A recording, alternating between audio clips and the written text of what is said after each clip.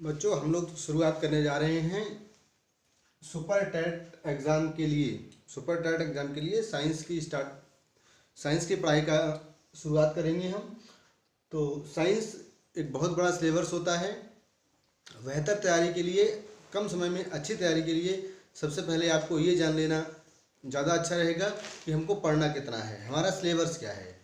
अगर पढ़ाई को अच्छे से करना है, कम समय में अच्छी तैयारी करना है, तो ये जान लेना बहुत ज़रूरी होता है कि हमारा सिलेबस क्या है, कितना हमको पढ़ना है, क्या पढ़ना है, क्या छोड़ना है।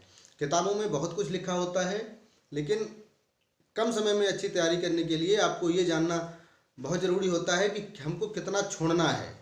पढ़ना कितना है वो तो सिलेबस बताएगा, लेकिन जब सिलेबस आप जान जाएंगे तो कम से कम आपको ये पता लग जाएगा कि हमको छोड़ना क्या है। जो किताब आपके पास होगी उसमें से पढ़ना क्या है, क्या छोड़ना है।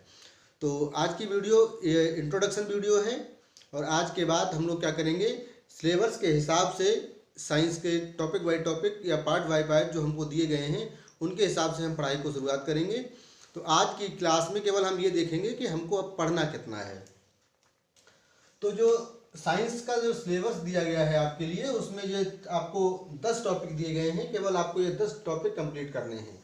बाकी साइंस बहुत बड़ा है, लेकिन आपको सब पढ़ना नहीं है, क्योंकि आपको कम समय में अच्छी तैयारी करनी है। तो आपको ये जान लेना जरूरी है कि पढ़ना क्या है। सबसे पहला टॉपिक है आपका स्टेट ऑफ मैटर। दूसरा दिया है स्पीड फोर्स।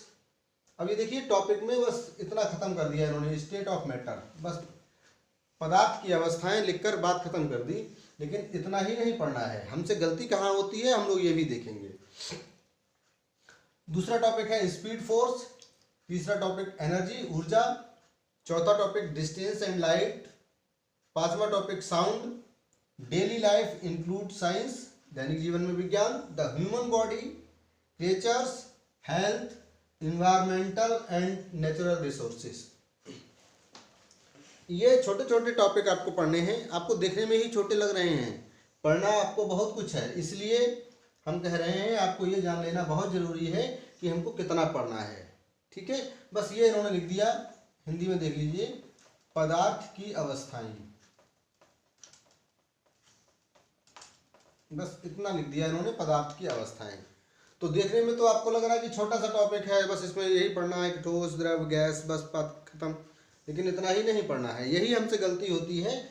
सिलेबस में उसने लिखा है पदार्थ की अवस्थाएं, और हम बस ठोस, द्रव, गैस पढ़ के अगर छोड़ देंगे तो फिर हमसे सवाल बन नहीं पाएंगे, और फिर हमको लगता है कि जो पेपर है वो आउट ऑफ सिलेबस आ गया। आपको ये पढ़ना पड़ेगा कि पदार्थ क्या होता है, पदार्थ किससे मिलके बना होता है।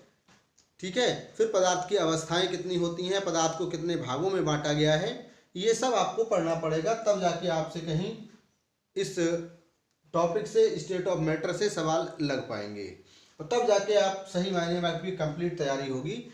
वरना अगर आप बस पदार्थ की अवस्थाओं को पढ़ के चले गए तो फिर वो तैयारी नहीं है। फिर आपसे क्वेश्चन छूटेंगे, और फिर आपकी जो पढ़ाई है वो बेहतर नहीं है। इसलिए हमको ये जान लेना अत्यंत आवश्यक है कि हमको पढ़ना क्या है। हमने ये जान लिया कि पदार्थ की अवस्थाएं पढ़नी है, तो पदार्थ की अवस्थाओं में हमको पदार्थ से संबंधित सब कुछ पढ़ना है, पदार्थ से संबंधित कुछ भी नहीं छोड़ना है। इसलिए हम आपसे कह रहे हैं कि आपको देखने में लग रहे हैं ये 10 टॉपिक हैं, लेकिन 10 टॉपिक ही अपने आप में बहुत ज़्यादा हैं। ठीक है, तो आज की वीडियो केवल इंट्रोडक्शन वीडियो थी। आज की वीडियो में हमने बस आपको ये बताया है कि आपको पढ़ना कितना है। इस चीज़ को आप कहीं लिख के रख लेंगे ताकि आपको याद रहे कि हमको इतना ही पढ़ना है, इससे ज़्यादा नहीं पढ़ना है। ठीक है, तो क्लास में जब क्लास स्टार्ट होगी उससे पहले आपको पदार्थ की अवस्थाओं के नोट्स मिल जाएंगे, पीडीएफ नोट्स मिल जाएंगे। और पीडीएफ नोट्स के लिए जो आप वीडियो देख रहे हैं उसके डिस्क्रिप्शन में टेलीग्राम चैनल का एक लिंक मिलेगा, वहाँ से टेलीग्राम चैनल ज्वाइन कर लेंगे। और जैसे ही हम इस पार्ट को स्टार्ट करेंगे, इस पार्ट की पीडीएफ आपको टेलीग्राम चैनल पर मिल जाएगी।